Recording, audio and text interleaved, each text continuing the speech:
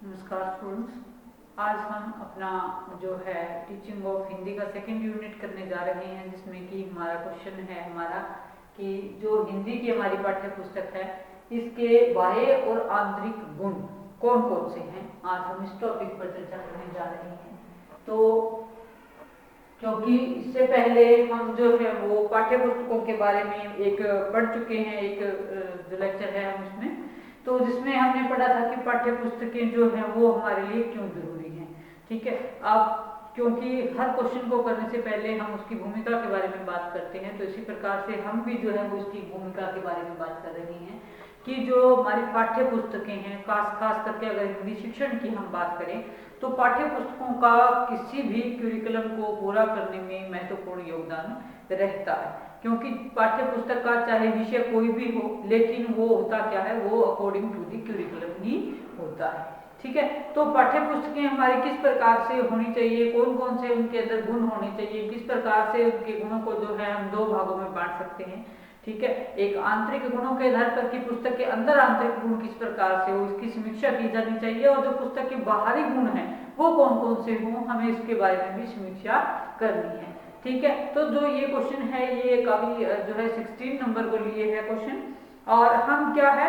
विषय की दृष्टि से है पुस्तकें जो है हमारी उनको अनेक भागों में बांटते हैं। विषय कोई भी हो सकता है, आपका हिंदी हो सकता है, पंजाबी हो सकता है, इंग्लिश हो सकता है, मैथमेटिक्स हो सकता है। ठीक है, इसी प्रकार से साइंस है, ज्योग्राफी है, विषय कुछ भी हो सकता है। ठीक है, विषय की दृष्टि से पुस्तकों को हम अनेक भागों में बांटते हैं। वही साथ ही साथ क्या है शिक्षण जो है ना, क्योंकि हिंदी शिक्षण की हम बात करें तो शिक्षण की दृष्टि से भी जो है वो पुस्तकों को दो भागों में बांटते हैं। मेनली आपके सूक्ष्म अध्ययन की पुस्तकें और आपका जो विस्तृत अध्ययन है उसमें उसकी पुस्तकें। ठीक है, सूक्ष्म अध्ययन की अगर हम बात करें तो सूक्ष्म अध्ययन के अंदर क्या आएगा कि जब हम किसी भी विषय का गहराई के साथ अध्ययन करते हैं, उसकी हर एक जो व्याकरण है, उसके लिखने का जो तरीका है, व्याकरण के अंदर भी आपकी जो मात्राएं हैं, उसमें जो मुहावरे हैं, जो लोकोक्तियां हैं, जो अर्थ है, ये जो भाव है कहने का, हर एक चीज की जब हम स्पष्ट रूप से जब स्टडी करते हैं तब जो है वो उसका क्या होता है गहन या सूक्ष्म अध्ययन जो है वो हमें उसको कहते हैं। और ये जो सूक्ष्म अध्ययन है ये पुस्तकों के माध्यम से बड़ा ही जो है वो इजीली संपन्न किया जा सकता है। सेकंड हम बात करें विस्तृत अध्ययन की, तो विस्तृत अध्ययन क्या है। विस्तृत अध्ययन के अंदर जब हम किसी भी पुस्तक का क्या है अर्जित जो ज्ञान है उसको जब हम स्थायी और जब व्यवहारिक रूप देते हैं उस चीज को, तो वो क्या है वो हमारा विस्तृत अध्ययन के अंदर आ जाता है। प्रैक्टिकल के अंदर क्या होगा कि व्यवहारिक कैसे होगा कि जब हम एक उसका पुस्तक के ज्ञान तो है ही है, सैद्धांतिक ज्ञान तो हमें सूक्ष्म के अंदर आ ही जाएगा, लेकिन जब हम उसको प्रैक्टिकली प्रयोग करेंगे स्टूडेंट्स तो वो आपका क्या बन जाएगा, वो आपका व्यवहारिक ज्ञान जो है वो बन जाएगा। अब हम इसमें आगे थोड़ा सा बात करें कि पाठ्य पुस्तकों के जो गुण हैं हमने उनको दो भागों में बांटा, बाह्य गुण और आंतरिक गुण। बाह्य गुण कौन कौन से हैं जो कि शिक्षण की दृष्टि से हम देखें तो देखिए पाठ्य पुस्तकों का जो सबसे पहला गुण है शिक्षण की दृष्टि से बाह्य गुण हमारा आता है पाठ्य पुस्तक का नाम क्या है और नाम किस प्रकार से लिखा हुआ है। ठीक है, अगर नाम जो है वो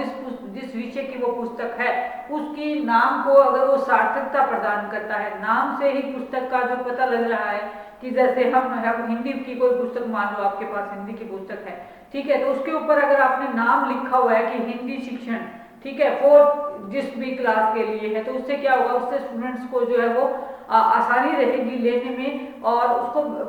पुस्तक के नाम को देख के पता लग जाएगा कि ये जो पुस्तक है ये इस विषय की है और हमें जो है वो उसको लेने या चुनाव करने में पुस्तक की आसानी मिलती है उससे। ठीक है, और पुस्तक का नाम क्या है, यथासंभव ऐसा होना चाहिए जो पुस्तक में वर्णित विषय पर भी थोड़ा बहुत प्रकाश डाले। जैसे हिंदी शिक्षण की होगी, इसी प्रकार से हम अन्य विषयों की अगर बात करें, मनोविज्ञान की पुस्तक है तो उसके ऊपर मनोविज्ञान लिखा हो, रिसर्च की बुक है तो उसके ऊपर रिसर्च लिखा हो, अनुसंधान लिखा हो, है ना। तो नाम के ऊपर जब प्रकाश डाला जाता है तो कोई भी विषय हो सकता है, आपका हिस्ट्री हो सकता है, ज्योग्राफी हो सकता है ना, साइंस हो सकता है, विषय कोई भी हो सकता है। सेकंड हम ये तो हो गई पुस्तक के नाम की बात। सेकंड हम बात करें पुस्तक के आवरण की, तो जो है आवरण है वो क्या है, आवरण का मतलब क्या होता है, जिस चीज से मान लो पुस्तक ढकी हुई होती है ना, तो वो जो आवरण है वो भी किस प्रकार का होना चाहिए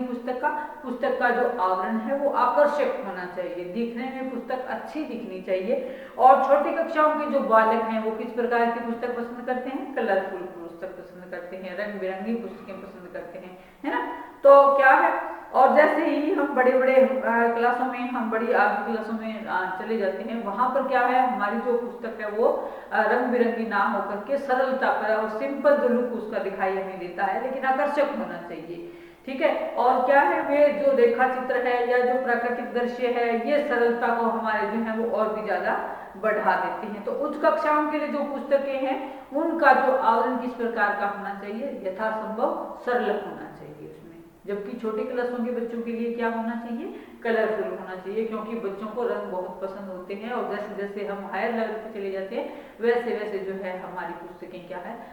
सादगी की ओर जो अपना रूप उनका मुड़ जाता है, ठीक है। थर्ड हम इसमें बात करते हैं मुद्रण की और चिंतन की, कि हमारा जो मुद्रण है वो किस प्रकार का होना चाहिए, और जो चित्रण है पुस्तकों के अंदर वो किस प्रकार का होना चाहिए। देखिए स्टूडेंट्स, छोटी कक्षाओं में जो बालक है उनके लिए हम क्या करते हैं, बड़े अक्षर लिखते हैं, है ना, बड़े अक्षर लिखते हैं, और जो चित्र है वो भी ज्यादा होते हैं उनके बुक्स में, ज्यादा हमें डालने होते हैं, क्योंकि हम बच्चों को दिखाते हैं, कई बार आपने देखा भी होगा कि छोटे बच्चों की जो पुस्तकें हैं उनमें साथ में नाम दिए होते हैं और साथ में ही जो है वो चित्र दिए होते हैं, है ना, पक्षियों के नाम, पशुओं के नाम, पेंसिल्स के नाम, या किसी भी चीज के नाम आपने देखे होंगे, साथ में कई सारे दिए होते हैं और उसके साथ में नाम दिया होता है ना। लेकिन जैसे जैसे क्या है, जैसे जैसे हम बड़ी क्लासों में चले जाते हैं वैसे वैसे क्या होगा, जो हमारा मुद्रण है वो थोड़ा सा क्या होगा, अक्षर छोटे हो जाएंगे लेकिन प्रभावशाली रहेंगे, ठीक है। तो ऐसे छोटी कक्षाओं में चित्र साथ दिए होते हैं, लेकिन बड़ी कक्षाओं में क्या है, चित्रों की कमी हो जाती है वहां पर, और क्या है, एक विशेष प्रकार की छपाई बालक की रुचि के अकॉर्डिंग होती है। छोटे अक्षर होते हैं बड़ी क्लासों के अंदर, लेकिन उपयुक्त होते हैं, अनावश्यक अक्षरों का समावेश उसमें नहीं होता है, ठीक है। भाषा जो है उस स्तर के अकॉर्डिंग रहती है, और छपाई में क्या है, शुद्धियां होती हैं उसके अंदर, जो छपाई है हमारी पुस्तक की, उसके अंदर अगर हमारी अशुद्धियां हैं, लिखा हुआ रूप शुद्ध नहीं है, तो वो क्या है, वो मुद्रण की कमी मानी जाएगी, और जो पुस्तक है वो आवश्यक रूप से जो अच्छी पुस्तकों की श्रेणी में नहीं आएगी, क्योंकि अगर लिखा हुआ ही गलत है तो फिर उसका जो अर्थ निकलेगा वो क्या, वो सही नहीं निकल सकता है ना। तो ये जो चीज है मुद्रण और चित्रण, इसमें भी खास करके हमने बाह्य गुणों के अंदर हमने इसको लेना है। फिर हम बात करते हैं कागज की, कि जो किसी भी पुस्तक का कागज है वो कैसे होना चाहिए। कागज देखिए, अगर कागज आकर्षक होगा, छपाई आकर्षक होगी, तभी पुस्तक आकर्षक लगेगी, है ना। कागज एकदम से फटने वाला भी नहीं होना चाहिए, और कागज क्या है, इतना भी मोटा नहीं होना चाहिए कि जो पुस्तक का आकार है बहुत ही ज्यादा अनावश्यक रूप से मोटा हो जाए, है ना। ज्यादा स्लिप करने वाला भी नहीं होना चाहिए, और ज्यादा जो कठोर है वो कागज भी नहीं होना चाहिए। कागज का एक नॉर्मल स्टैंडर्ड होना चाहिए, जिससे कि पुस्तक जो है वो दिखने में सुंदर लगे, आकर्षक लगे, पकड़ने में भी आसान रहे, और पढ़ने में भी जो अक्षर हैं वो सही उसमें हमें दिखाई दे। इस प्रकार का कागज हमने चुना है उसमें करना होता है। और साथ ही साथ क्या है, इतना जो कागज है वो इतना मतलब पुराना भी नहीं होना चाहिए कि जैसे हम उसको पलटे तो वो फटी जाए, इतना पुराना कागज भी हमें ध्यान में रखना होता है पुस्तक को जब हम पब्लिश करवाते हैं। फिर बात आती है जिल्द की। जिल्द कैसे होनी चाहिए, अब देखिए जब कागज की बात आती है, कागज अच्छा होना चाहिए तो जिल्द भी अच्छी होनी चाहिए, है ना, क्योंकि वर्ष भर बच्चे को पढ़नी होती है। छोटे बच्चे तो खास करके जिनको कि बैग में जो पुस्तकें ले जानी होती है तो वहां पर फटने का उनका एरिया ज्यादा रहता है ना। तो बच्चे वैसे भी फाड़े ना इस चीज को, तो फटने वाली जिल्द हमारी नहीं होनी चाहिए, नॉर्मल जिल्द हमारी होनी चाहिए, जो है वो हम जिसको कम से कम अगर 6 महीने या साल में पढ़ना हो तो वो उतना देर तक तो कम से कम हमारे साथ चले, ठीक है। और अगर और भी अच्छी पुस्तक है तो और भी अच्छी जिल्द अगर होगी तो और भी लंबे समय तक चलेगी, तो जिल्द का भी हमें खास करके ध्यान रखना है। उसके बाद हम बात करते हैं मूल्य की, कि पुस्तक का मूल्य कैसे रखा जाए, कैसे जो है वो बाह्य गुणों के अंदर मूल्य आता है, कि जो पुस्तक है वो क्या है, पुस्तक को सभी लोग पढ़ते हैं, सभी श्रेणियों के लोग पढ़ते हैं, मीडियम श्रेणी के लोग भी पढ़ते हैं, हायर श्रेणी के लोग भी पढ़ते हैं उसको, और लोअर कैटेगरी के लोग भी बेचारे पढ़ते हैं उसको, है ना। तो कैसी होनी चाहिए पुस्तक का जो रेट है वो नॉर्मल होना चाहिए, ना ही तो बहुत ज्यादा जो है वो नीचा रखना चाहिए, क्योंकि नीचा रखेगा तो उसकी जो लागत है वो पूरी नहीं होगी, और बहुत ज्यादा अगर ऊपर रख दिया तो जो नॉर्मल रेंज के बच्चे हैं वो उसको खरीद नहीं पाएंगे, है ना। तो ऐसे पुस्तक की जो मार्केटिंग है वो नहीं होगी। तो हमें जो क्या है पुस्तक का जो मूल्य है वो भी एक लेखक को निर्धारित करते समय कुछ एक चीजों का ध्यान रखना चाहिए, जिससे कि जो पुस्तक है वो एवरेज बच्चा जो है उसको परचेज करके पढ़ सके, ठीक है। तो ये तो थे हमारी जो शिक्षण की दृष्टि से पाठ्य पुस्तकों के बाह्य गुण थे हमारे कौन कौन से। फर्स्ट हमारा था पाठ्य पुस्तक का नाम कैसा होना चाहिए, फिर आवरण कैसा होना चाहिए, मुद्रण एवं शिक्षण कैसा होना चाहिए, कागज अच्छा होना चाहिए, जिल्द भी अच्छी होनी चाहिए, और फिर हमारा जो मूल्य है वो भी क्या होना चाहिए, एक नॉर्मल रेंज के अंदर होना चाहिए, ताकि जो है वो यथासंभव कम ही रखें हम इसको, ताकि हर बच्चा जो है इसको खरीद के पढ़ सके। अब हम बात करते हैं जो पाठ्य पुस्तक की दृष्टि से जो है वो आंतरिक गुण कौन कौन से हैं किसी भी पुस्तक की दृष्टि किसकी दृष्टि से, पाठ्य विषय की दृष्टि से कौन कौन से आंतरिक गुण हैं हमारे। तो देखिए स्टूडेंट, पाठ्य विषय की दृष्टि से क्या होना चाहिए, सबसे पहले तो रुचात्मकता का गुण होना चाहिए पुस्तक के अंदर, कि जब हम किसी भी पुस्तक को पढ़ें आंतरिक गुणों के अंदर वो क्या है, वो जो है वो विद्यार्थियों की रुचि के अकॉर्डिंग होना चाहिए, उसमें थोड़ी बहुत रुचात्मकता की भावना झलकनी चाहिए, नहीं तो पढ़ने वाला क्या है निरसता के कारण उस पुस्तक को छोड़ देता है। तो ऐसी कंडीशन ना आए, ऐसी कंडीशन से बचने के लिए हमें क्या करना है, रुचिपूर्वक पुस्तक को जो है वो रुचिकर होना चाहिए, इस प्रकार का हमें ध्यान रखना है। दूसरा क्या है, जीवन से संबंधित होनी चाहिए, जो आपकी पुस्तक है उसमें क्या है, जीवन से संबंधित विषयों का समावेश होना चाहिए, क्योंकि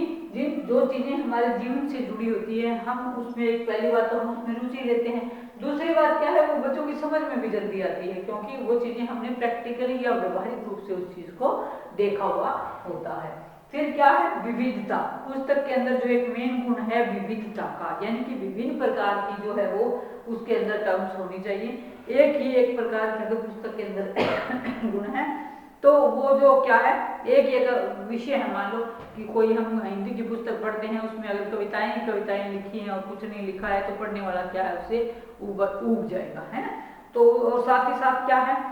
पाठ्य पुस्तकों में जो पहला पाठ अगर पद्य का है तो दूसरा पाठ क्या है गद्य का हो, और तीसरा यदि कहानी का होना चाहिए। और लेकिन क्या है, बड़ी कक्षाओं में ऐसा नहीं होता है ना, बड़ी कक्षाओं के लिए जो कविता की बुक्स हैं वो अलग होती हैं, छोटी कक्षाओं में ऐसा रहता है कि एक पाठ आपका कविता का दे दिया, दूसरा उसके बाद गद्य का दे दिया, तीसरा कुछ और दे दिया, तो इस तरह से चेंज करते करते वो जो है वो विभिन्न प्रकार की, ताकि बच्चे जो है वो निरस होकर के उसको छोड़ ना दें, है ना, तो समावेश होना चाहिए। लेकिन बड़ी कक्षाओं में क्या है, बड़ी कक्षाओं में आपको देखने को मिलेगा कि आपकी गद्य की पुस्तकें अलग से होंगी, पद्य का जो भाग है वो अलग से मिलेगा आपको, ठीक है। और क्या है,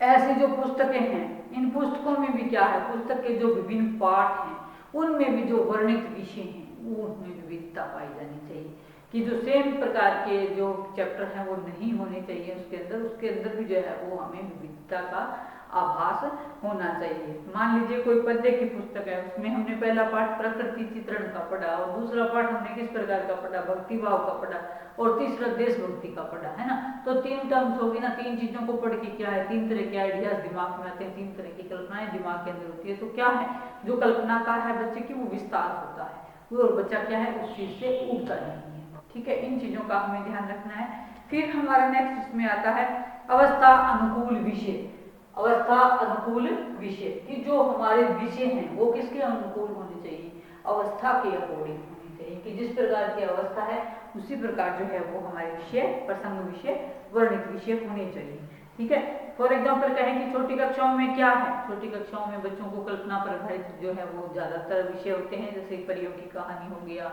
है ना, पक्षियों की कहानी हो गई, छोटे मोटे जैसे खरगोश हो गया, है ना, इस तरह के जैसे चिड़िया हो गई, इस तरह के पशु पक्षियों के बारे में बहुत सारी कहानियां बच्चे पढ़ते हैं, बहुत ज्यादा पसंद करते हैं उस तरह की कहानियां पढ़ना। तो जो क्या है वो अकॉर्डिंग टू दी लेवल होनी चाहिए ना बच्चे के। अगर वही पशु पक्षियों की कहानियां अगर हम बड़े बच्चे को 9, 10 या 11, 12 वाले बच्चे को पढ़ाने लग जाए तो उसको इंटरेस्ट थोड़ी आएगा उस चीज में, है ना। तो इस अवस्था का भी जो है वो ध्यान हमें रखना है कि जिस तरह का बच्चा है उसी के अनुकूल ही विषय जो है वो होने चाहिए, उसी के टेस्ट के अकॉर्डिंग ही विषय जो है वो होने चाहिए। नेक्स्ट इसमें बात आती है ज्ञान परक विषय की, कि जो विषय है जो हमने पढ़ाना है वो क्या है, वो ज्ञान परक होना चाहिए, उसमें कोई ना कोई संदेश निहित होना चाहिए। कोई भी चैप्टर है, कोई भी विधा है, कोई भी हम उसमें विषय पढ़ा रहे हैं, उसमें कोई ना कोई एक ऐसी चीज होनी चाहिए जो कि ज्ञान से जुड़ी हुई हो। मान लो कोई कहानी हम पढ़ रहे हैं तो वो भी क्या है, किसी न किसी एक मूल्य पर आधारित होती है। कोई कविता हम पढ़ रहे हैं तो वो भी कोई ना कोई संदेश एक हमारे लिए छोड़ कर जाती है। तो जो ज्ञान विषय जो हम पढ़ रहे हैं वो हमारा क्या होना चाहिए, वो ज्ञान परक होना चाहिए, ठीक है। इसके बाद हम बात करें,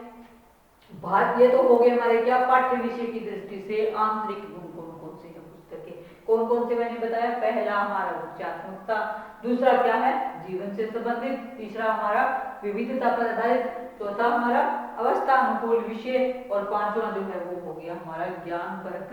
विषय। तो ये तो हमारे गुण हो गए पाठ्य विषय की दृष्टि से। अब हम आगे चलते हुए भाषा की दृष्टि से गुणों की अगर बात करें तो वो कौन कौन से गुण हैं जो भाषा की दृष्टि से भी किसी पाठ्य पुस्तक में या किसी हिंदी शिक्षण की पाठ्य पुस्तक के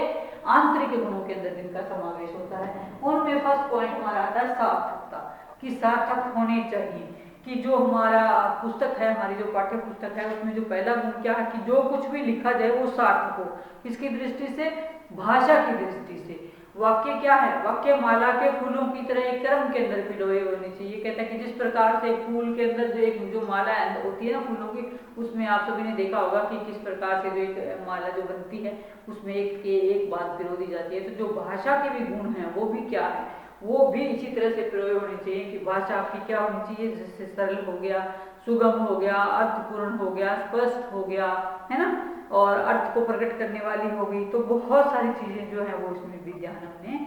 रखनी है। सॉरी, जब कहता है कि वाक्य पुष्पों से बने हुए अनुच्छेद घर और उसके गले में पढ़कर क्या है अलग अलग होते हुए विपर्स पर मिल जाते हैं। यानी कि जैसे जैसे माला आप लोगों ने देखी होगी कि माला के अंदर क्या है कि जैसे फूल पिरोए रहते हैं, लेकिन वो क्या है जैसे माला बन जाती है तो वो अलग अलग रूप उसका दिखाई नहीं देता, फूल दिखाई नहीं देते, वो केवल और केवल एक माला दिखाई आपको देती है। उसी प्रकार से क्या है जो आपकी भाषा है वो आपकी सार्थक होनी चाहिए और उसके अंदर जो गुण है वो भाषा का जो सही अर्थ जो किसी वाक्य का निकलता है वो निकलना चाहिए। ये ना हो कि आपके शब्द ही अलग अलग दिखाई दें और एक वाक्य का जो निर्माण है वो प्रॉपर ना हो। ठीक है, तो पहला गुण हमारा क्या हो गया, इसके अंदर हमारा सार्थकता हो गया। दूसरा हम इसमें बात करें स्तर अनुकूलता की बात करें कि स्तर अनुकूलता क्या है कि स्तर के अनुकूल भाषा। जो भाषा या जो पुस्तक है उसके अंदर जिस भाषा का हमने लिखने हैं, जिस भाषा में भी लिखनी है वो क्या है बच्चे के स्तर के अनुकूल ही भाषा का हमने चुनाव करना है। छोटी क्लास के जो बच्चे हैं उनके लिए जो क्या है छोटे जिस तरह की भाषा उनको चाहिए, सरल शब्दों का चुनाव उनको चाहिए। मान लो नॉर्मल शब्द होते हैं, है ना, शब्दावली आसान होती है छोटी क्लासों की, तो उसके अकॉर्डिंग ही हमने रखना है। उसी प्रकार से जैसे जैसे लोअर से हायर अपर की तरफ हम चले जाते हैं लेवल की तरफ, तो वहाँ पर क्या है शब्दों के अंदर जो नॉर्मल की बजाय शब्द क्या है थोड़े से क्लिष्ट शब्दों का समावेश वहाँ पर हो जाता है ना। हर क्लास के साथ साथ क्या है स्टैंडर्ड बढ़ता चला जाता है। भाषा का जो भाषा का मानक रूप है, भाषा का जो शुद्ध रूप है वो हमारे सामने व्याकरणिक रूप में जब आता है, तो जो भाषा हमने किसी भी पुस्तक का जब हमने चुनाव करना है, चाहे वो मीडियम लेवल के लिए, चाहे वो हायर लेवल के बच्चों के लिए, चाहे वो लोअर लेवल के लिए बच्चों के लिए, वो हमेशा स्तर को ध्यान में रख के ही हमने उसका चुनाव करना है। नेक्स्ट हम इसमें बात करें शुद्धता एवं स्पष्टता की बात करें कि जो भाषा है उसका रूप कैसा होना चाहिए, शुद्ध होना चाहिए।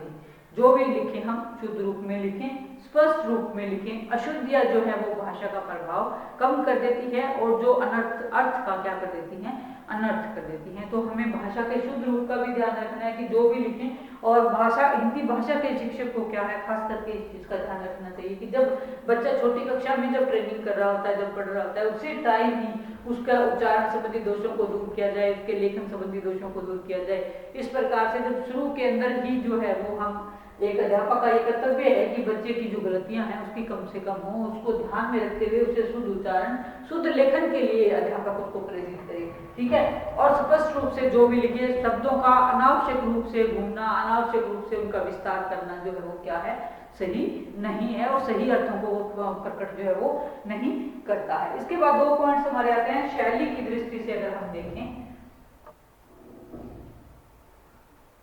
शैली की दृष्टि से भी जो है वो भाषा को कई